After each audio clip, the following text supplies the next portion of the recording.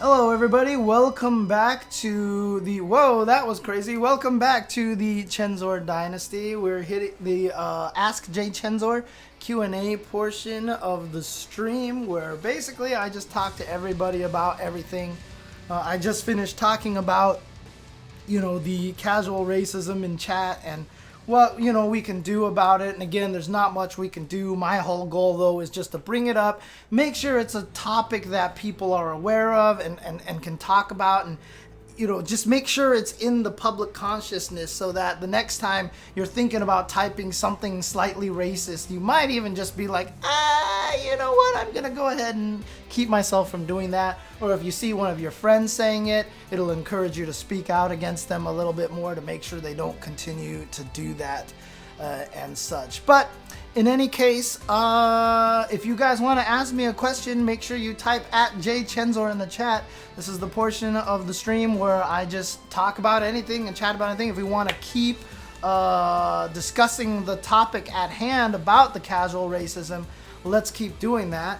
While I'm waiting for questions to show up, I do want to say, actually, as a long-time LOL player, so I prefer the League community over FGC, mostly because it's annoying to read whining about Street Fighter V all the time. Ugh. Yeah, I've talked about that too. Okay, I've got some questions over here, but before I answer the questions here, I do just want to say, if you do appreciate the content, if you are enjoying all the stuff that I'm doing here on the stream chat, on stream here, and if you guys are enjoying my more consistent stream schedule and more focused scheduling and stuff like that, let me know. Give me a sub, a follow, a donation, bits, any of these things. All that stuff can help me. Again, do so only if you have the spare funds. If you are struggling yourself, take care of yourself first. Trust me, I know how it works. Being a starving artist mode right now.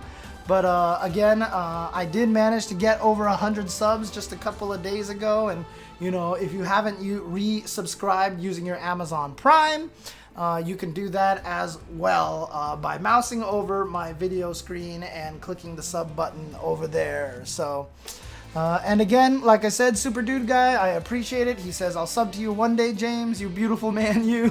Thank you. No problem. I will get, like I said, I will take your time whenever you get to the point where you're financially secure. Oh, well, never mind. Super Dude Guy just does it right now. There you go. Okay. Well, thank you. Thank you, Super Dude Guy. And if anybody has any advice on trying to create tweets, thank you, DJ Blues, for the subscription. That's 4 months now. What I want to do is change that to the Tekken Rage clip. And thank you, Vamp Streak, for the bits. Much appreciated, very much. Let's get to some of these questions here. And again, the reason why I want you guys to sub to me, to donate to me, to give me bits or whatever like that, is because you think I am providing you a service and content worth the donation and the sub, not because I am sitting here going, woe is me, okay? Don't. If I ever talk about my financial strains and it sounds like a woe is me thing, do not sub to me. Sub to me only because you feel like I am providing content that you guys enjoy. So C-Tech Crazy Masks asks, I got a question from a friend that I wasn't sure of, so I decided to ask you. In your opinion, how much of an impact and how popular was Street Fighter 3 in the late 90s? I didn't really play anything outside of Tekken and Soul Calibur back then. Street Fighter 3 was not popular at all. The 3 series was very poorly received. When Street Fighter 3 came out, none of the characters came back, just Ryu and Ken, and it was weird. Nobody really understood it very well. Pairing was a little overpowered in Street Fighter 1 after a while, and honestly, nobody played it. Street Fighter 3 was a wildly unpopular game. Street Fighter 3 Second Impact, not that much better. Third Strike, not that much better. Third Strike came out in 1999, and I've told this story before on the segment here before. When it came out, nobody played it to the point where EVO didn't include it in 2002 in the very, very first EVO in 2000 in the very first EVO at, was it 2002? 2002, right? It's 2002. But in any case, it took a while for everyone, because like at the very first EVO, it wasn't there. It wasn't at the first EVO, right? And so it took a while for it to gain traction. The Daigo parry in 2004 helped a lot. It was not a particularly well-received game. The Daigo parry definitely made a big difference. Thank you, Infected Jazz, for the subscription very much. So to be honest with you, Street Fighter 3 was never the crazy success and the beloved game that a lot of people make you think it is. Neither was CVS 2, neither was Super Turbo. Super Turbo wasn't even that popular. It was really Street Fighter 2 to Hyper Fighting. That was the period of time that Street Fighter had its biggest mark on the population, arcade populations in the general. Since those games, it was always a steady downhill stream. In fact, Super Turbo was very rarely played, and I couldn't even find it in arcades local to where I was. Then Street Fighter 4 came out, resurged everything, and here we are where we are today. Street Fighter 4 was the game that really brought everything back together. Pre-Rendered Powers asks, I grew up in Birmingham, UK. It's famous for its massive Pakistani community and was the first UK city to be 50-50 white/ethnic minority in the 90s. So many of my friends were Pakistani growing up and listening to some of the stuff they were called in public in the 90s and 2000s. It was enough to make my blood boil. What's sadder is that because they're so polite and humble, they would never respond in kind or be remotely defensive. It's awful to see this still affecting them in 2019. Just a really good anecdote right there from Pre-Rendered Powers. Thank you for sharing that. Yeah, it's absolutely true, and a lot of it is the casual racism. And as much as we like to talk about how racist, U.S. can be and stuff like that, it's happening all over the world, right? It's a problem all over the world, and it's just, obviously it's a world problem. I'm not going to change the world, but if I can affect 3 people and have them go, maybe I should stop doing that, that's good enough. 3 people is better than none, because those 3 people can go on and affect 3 people, and those 3 people can go on to affect 3 people. Maybe we'll get there at some point in time. Duck Helmet asks, why are fighting games so fun, and how come I never have time to play them as much as I'd like? Great question! I wish I could play them more, and I do it for a job, and I stream them, but it's hard for me to find time to play fighting games as well. But the reason why they're so fun is because of the rewarding factor there is. So fighting games are on the opposite spectrums of highs, right? It's super frustrating and super discouraging, but once you start getting them, once you get fighting games and the rewards start cropping in, the rewards are the highest of highs. Like when you beat somebody because you knew exactly what they were gonna do, and you're like, my God, somehow I could tell he really wanted to jump, and he did, and oh my God, I knew every situation, whether he was gonna block or press a button. Like, once you reach those highs, it's just such a high, and it feels so fantastic. It is one of those great experiences to ever have. So we know my Street Fighter waifu, Tekken waifu. Who's my Tekken waifu? Is my Tekken waifu King? Or is my Tekken waifu Julia? Because Julia is kind of the Tekken waifu. I don't know who the Soul Calibur waifu is unless you're counting Killick. Now we need to know who my Overwatch waifu is. I don't have an Overwatch waifu because, oh, Kazumi, of course. Yeah. Kazumi could be a Tekken waifu. Okay, fair enough. Where do I land on the 2D characters in Tekken debate?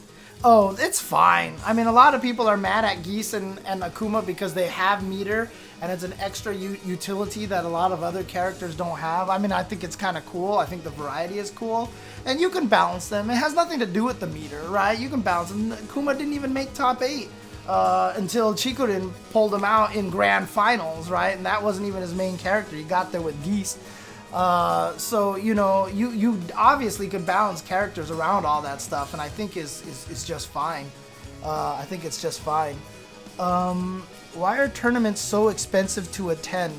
Asks DJ Bust a Nut. It's just the nature of travel. To travel somewhere, to spend money for a hotel. It's why vacations are so hard. It's why so many people don't take vacations. because traveling, airfare and hotel fare is a very expensive thing, and there's no way a fighting game TO can fix that, right? They can try to come up with crazy package deals or whatever like that, but you've got to make deals with airlines and stuff like that, and fighting game tournaments aren't big enough to be able to do that. Maybe EVO can pull that off at some point in time soon, to pull off some sort of package deals to Vegas or something. I don't know, but that's just the nature of it. Anytime you want to travel anywhere for an extended stay, it's expensive. And that's why vacations are so hard to come by, and it's why a lot of people don't have enough ability to take vacations, which is why everybody's stressed out all the time, because they're not utilizing it. I mean, even I was using all of my vacation days because I was traveling to tournaments to do commentary. But when I wasn't doing that a lot, I just sat on vacation days all the time. I lost vacation days all day because I just never took them. One, I never knew where to go and stuff like that, and two, they just felt frivolously expensive, and so it's very hard to make it to fighting game tournaments because of travel costs like that. I wish there was better ways and ways that we could actually help that. Do you think majors should adopt EVO's sub per year motto to help prevent racism in chat? I mean, it really depends on the event. If their chat is big enough, if their viewership is big enough, I think EVO, it's a smart thing to do that, the sub-only chat, because you prevent a lot of the negativity in there, and also EVO is a gateway for a lot of people to enjoying fighting games. I wouldn't mind to see stuff like Capcom Cup and Tekken World Tour change to that format, just because they do get the decent amount of viewers. But we'll see. But I do like that format for the larger events. Crypto Logic says, Namco failed to ever deliver Tekken Cross Street Fighter. Now in Tekken 7 Season 3, they are releasing a sumo wrestler and a Muay Thai fighter. Thoughts? No, Ganru's been in there forever. Bruce has been in there forever. They've had Muay Thai fighters. They've had sumo wrestlers in the past. That has nothing to do with Tekken Cross Street Fighter. And with Akuma being in the game, I don't even think they need Tekken Cross Street Fighter, because frankly, I think Tekken Cross KOF Tekken Cross Fatal Fury Cross Final Fantasy 15 is a better game anyway at this point in time. We don't need to see a Tekken Cross Street Fighter at this point in time. I think Tekken can stand on its own 2 feet just fine. Today is the 25th anniversary of Tekken. What was your first Tekken memory? Seeing the game and thinking how ugly it looked. Tekken 1 was an ugly ass game, okay? Because Tekken 1 came out at around the same time Virtua Fighter 2 was, I think. And it was, Virtua Fighter 2 I thought looked better by a mile. In fact, I thought Virtua Fighter always looked better than Tekken up until about Tekken Tag 2.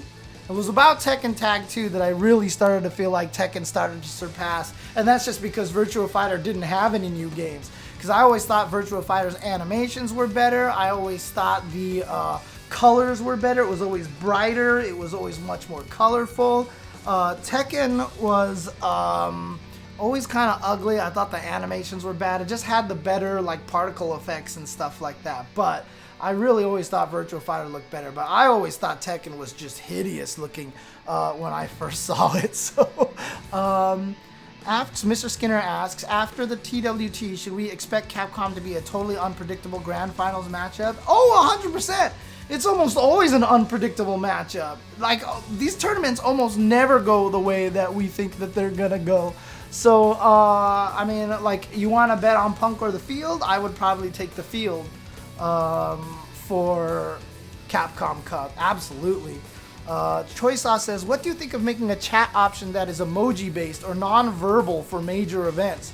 Most of them tend to be like TV broadcasts with no chat interaction. That'd be an interesting idea. It's basically the universal language communication option that you've got in a bunch of those like MMORPG kind of things, right? Or like those Phantasy Star Online things where you're only allowed to pick certain things. I guess those are localized though, but it would be an interesting option, like not even just having emojis, but having a set of like But I mean, I think the problem with it is though that it would basically make chat irrelevant. I don't think a lot of people would actually use it, and Twitch probably doesn't want that kind of option in there. They definitely want the chat. The interaction is one of the key selling points to Twitch. The reason why we'll never probably be able to get any of the other streaming services to overtake Twitch is because of things like Kappa, because of things like LUL, Bible Thump, all those things like that. It's going to be so hard to take those down. So I don't know if it's going to be quite possible to have something like that. Cool Cat, I mean, all these crazy things like that. So Zero Striker asks, if Street Fighter V or Street Fighter 6 had a crossover character with Tekken, who would you want in it? Who do I want from Tekken in Street Fighter? Is that what you're saying? Or you, because I can only assume that's what you mean instead of the other way, because we don't know who's in Street Fighter 6. So if we had a character from Tekken in Street Fighter, I don't know. It's kind of interesting. You know, they obviously had Street Fighter Cross Tekken already, where they did some really, really interesting things with some of the characters, like even give some of them projectiles and stuff like that. I'm not sure. I'm not sure who I'd want to have in the game, to be honest with you. So shout outs to Master PPV for the almost 2-year subscription. Much appreciated, good sir.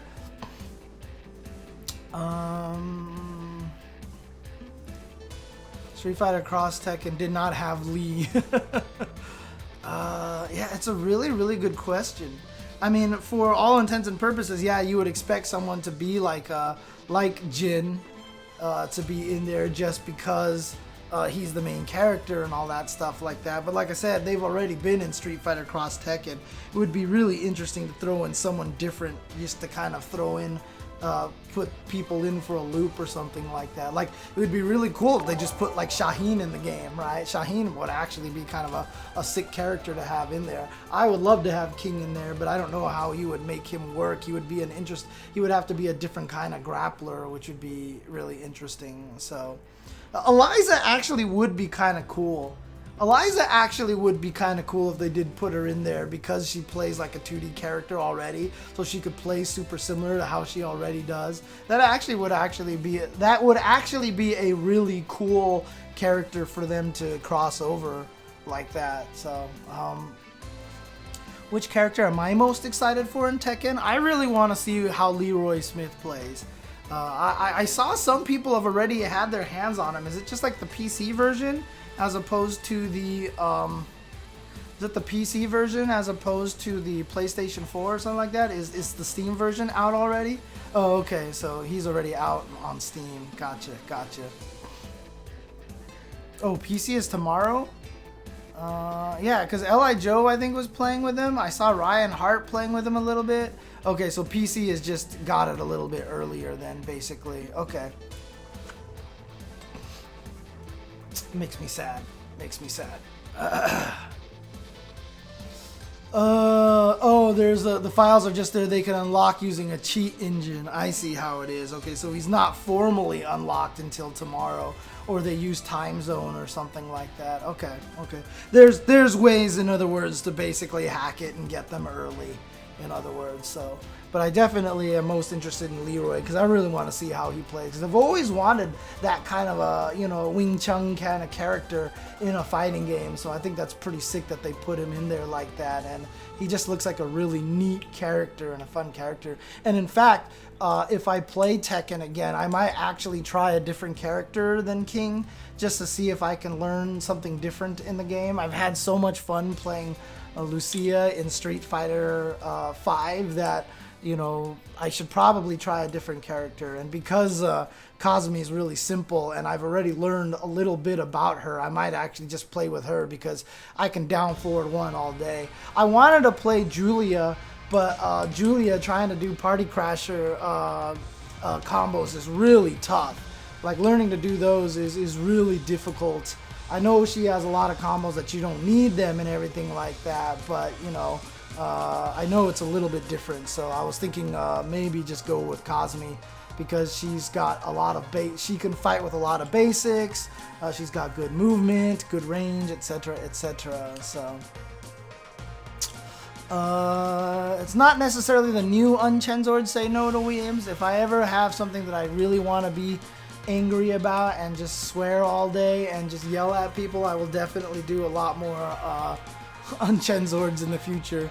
This is not taking over Unchenzord, so yeah, dude, trying a second character in Tekken is so intimidating because you feel like you've put in so much work with one character already, and now you gotta learn another character. But to be honest with you, by the time you start putting in work, you really start kind of understanding where your character lies, right? You have to have the good lows, the unreactable lows, right? You have to have the Hail Mary combo leading lows. Figure out what your best 10 frame punish is. Figure out what your best I-12 frame punish is. Figure out what your best launch punisher is, etc., etc. And, you know, just kind of go from there, really. And just figure out what your best normal moves are and what your best high damage combos are from all of your launch situations. So yeah, you really do start learning that there is a lot of generic stuff between characters. It's just about learning the strings of your opponents. And Choi Sauce, you did ask about this earlier. I did try the punishment training tool just a little bit.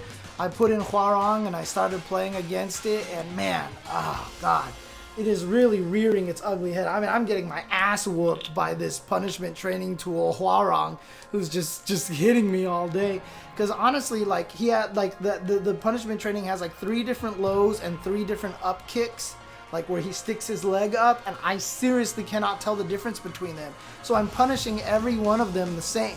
So I'm using back 1-2 for every punish, and while standing 4 for every punish. And everything that is launch punishable, I am not punishing at all properly because I can't recognize anything. It's really crazy. I have so much trouble recognizing all these moves, and then that's part of the mix-up. Kim has these things where he kind of walks, does this little shuffle, and then goes mid, or walks, does a little shuffle, and then goes low, and that throws me off all day. It's really, really tough to deal with. Yeah, maybe it is just Hwarang.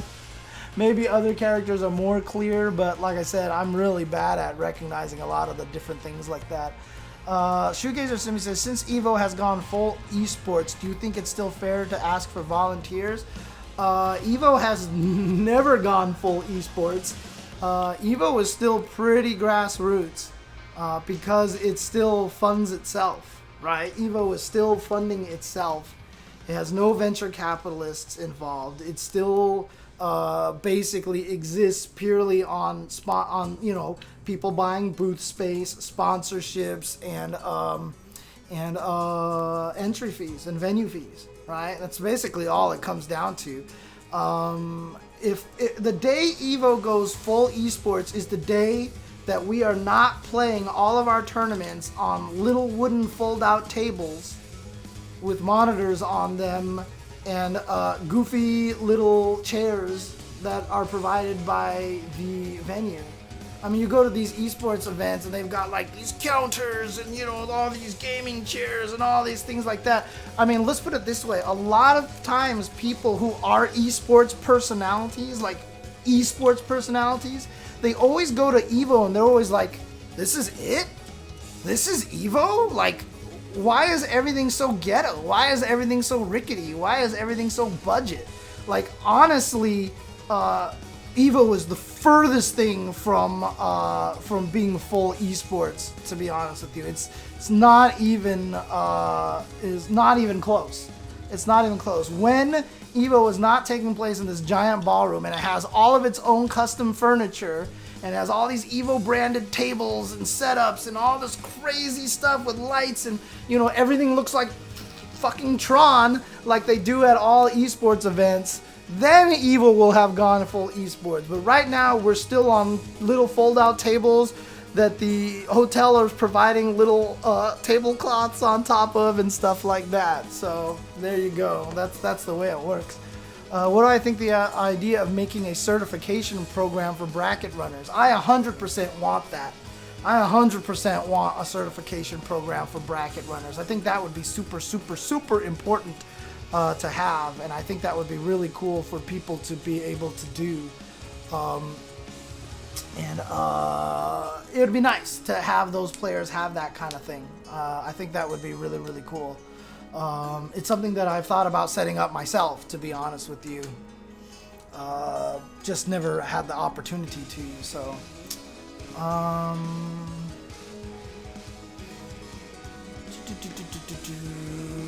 Yep. EVO is great because my 0-2 jobber butt can enter pools and play against the kill sage. Yep, that's true, dude. That's pretty true. So, yep. Any other questions in the chat here? Any other questions that you guys want to ask? Anybody want to talk a little bit more about, you know, the main topic of the day or anything else like that?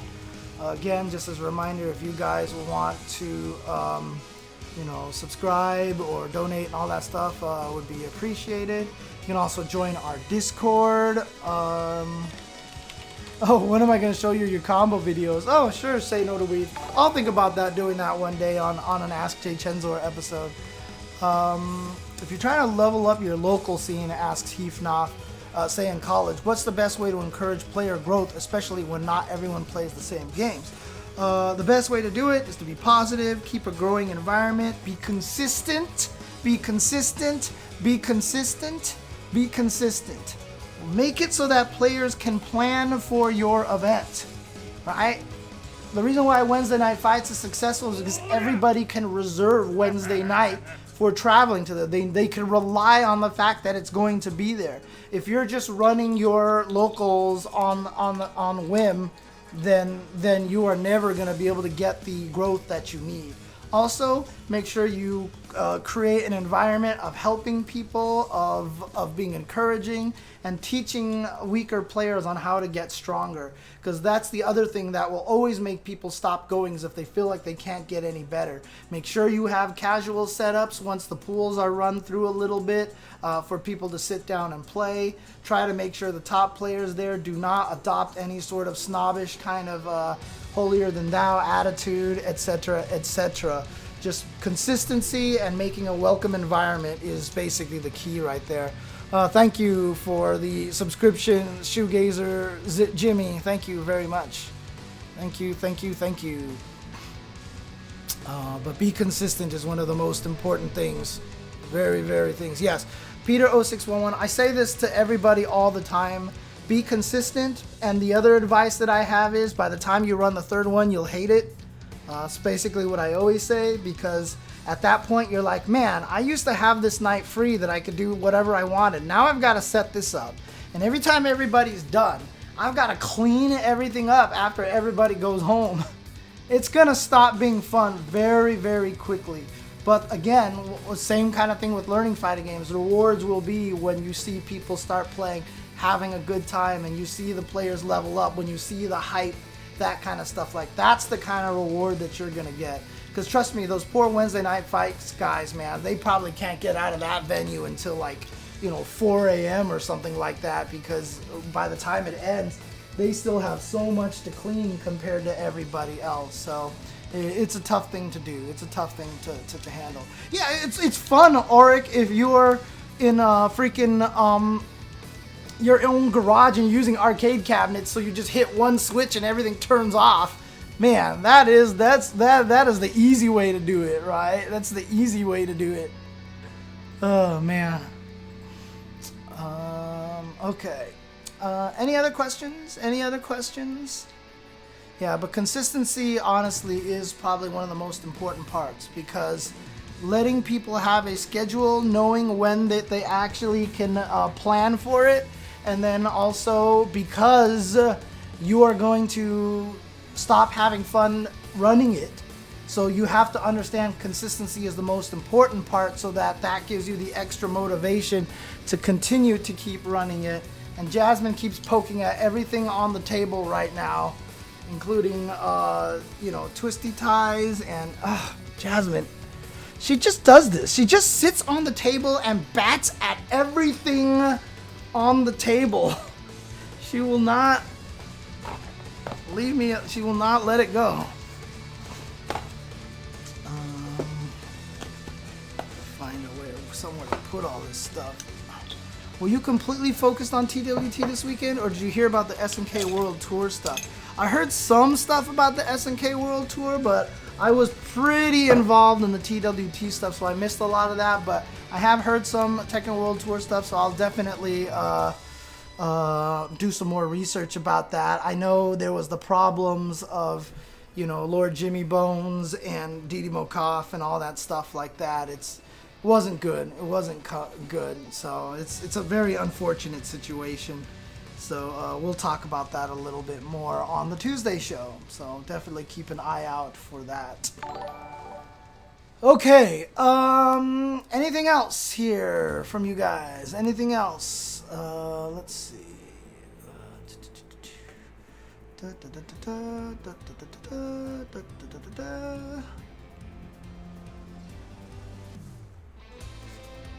This is really kind of... Oh, I see. Okay, there we go.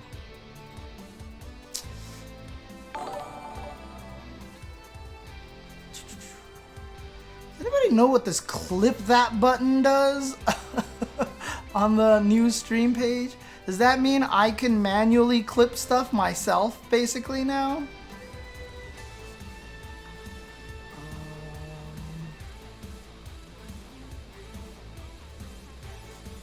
There we go. How come no MK11 lately, JGB Pro? It's just because there's been other games to play. I've just been playing a bunch of other fighting games, unfortunately. Would I challenge Triforce in Tetris? I have before. We never got a chance to play. It was Tetris DS, but you know, he was just like, it's kind of pointless nowadays because he just knows all like the triple T-spin setups and stuff like that and all these things. I never had a chance to play him. Triforce, you know, I'm not trying to talk smack. I'm not trying to talk down to Triforce. But a lot of the accomplishments that he's had are brute force accomplishments. You know, getting 9999999 on Tetris DS just takes time. You can't die in that game. Like, anybody who's worth their salt in Tetris could have done that if they were just the ones willing to do that. You know what I mean? Being the first person to get to 99 star on Tetris 99, that's brute force as well, right? Those kind of things like that.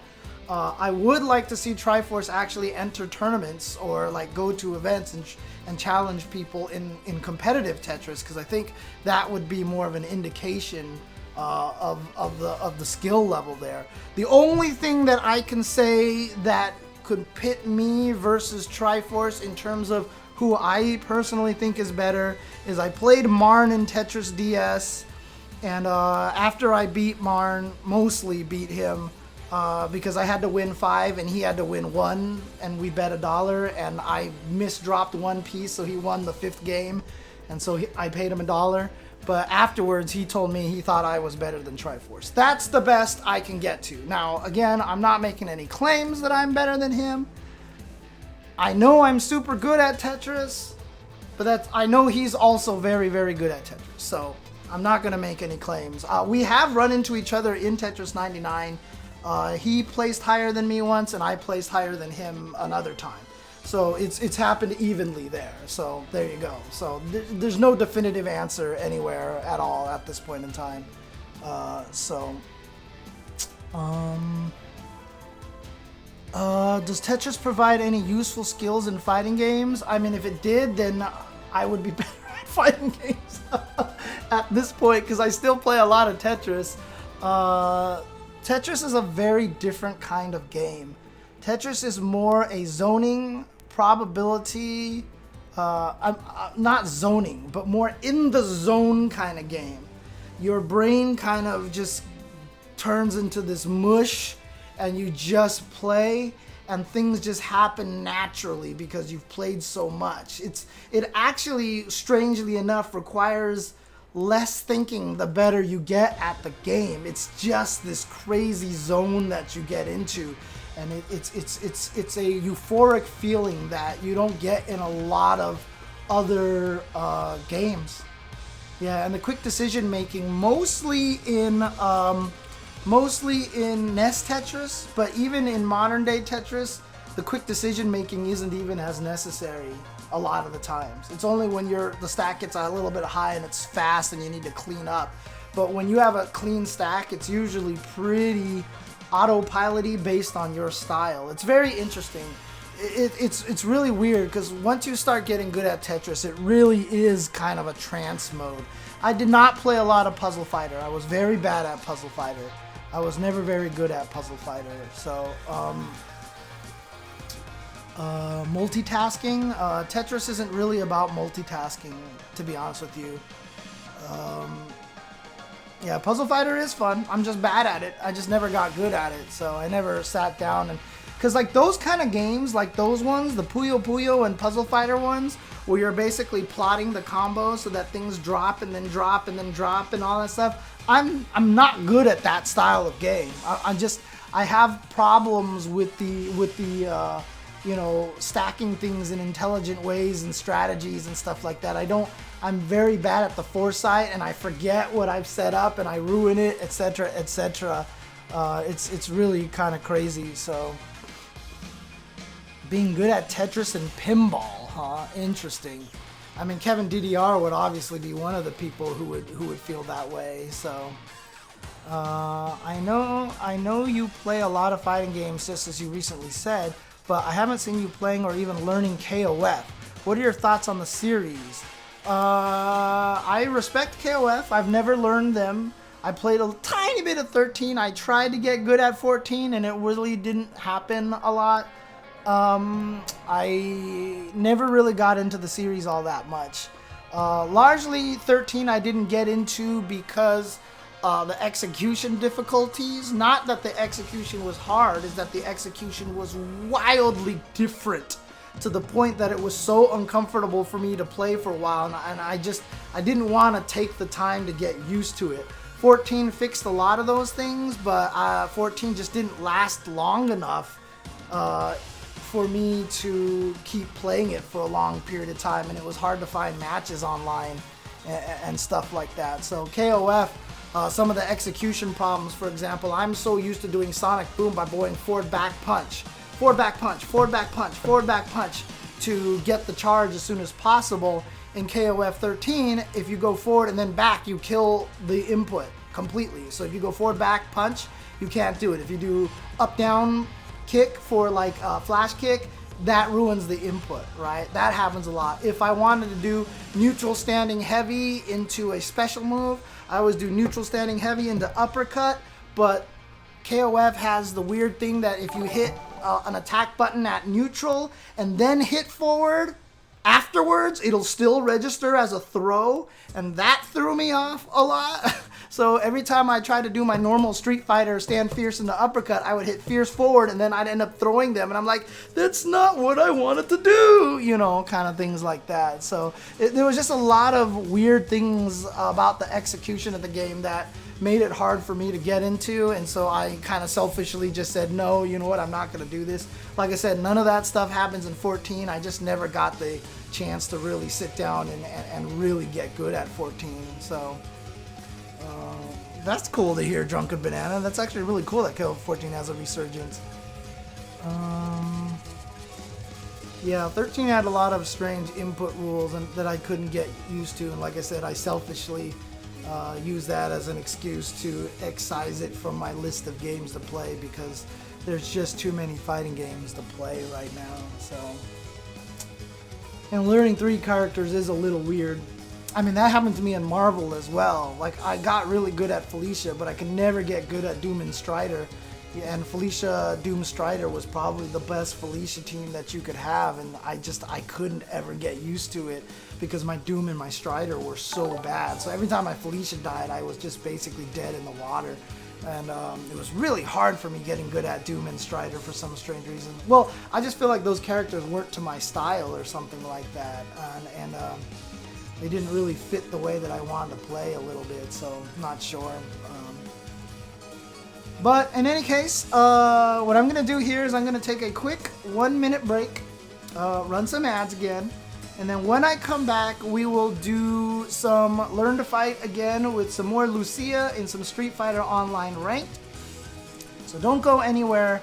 I will be right back. Thank you guys for tuning in for the Q&A portion of the Chen Reaction, aka AskJCHENSOR. If you guys enjoy this content and are listening to this on SoundCloud or iTunes or Spotify, it is now available on all those 3 platforms. It's also available on YouTube. Again, thanks for watching. And if you want to support, definitely check out my